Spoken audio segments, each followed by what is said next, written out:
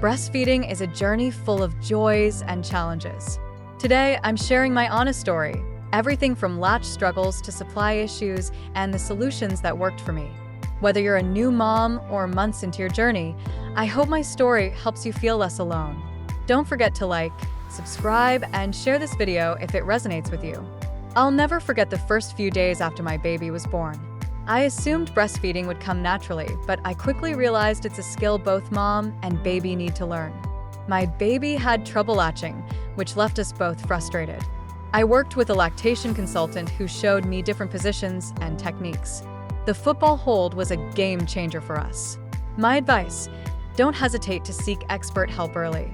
At about 3 months postpartum, I noticed my supply was dropping.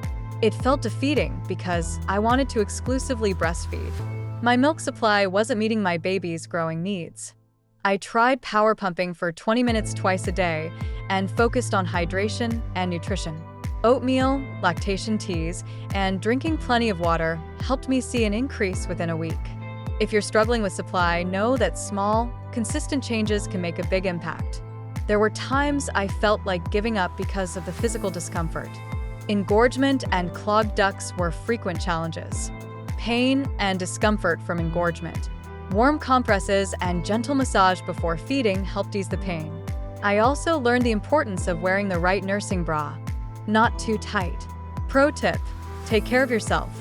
Pain shouldn't be part of your daily breastfeeding experience, and there are solutions out there.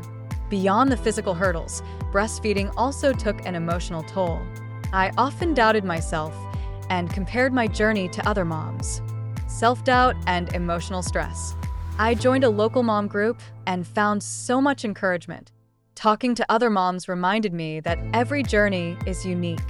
Plus, my partner stepped up to handle nighttime bottle feeds when I needed rest.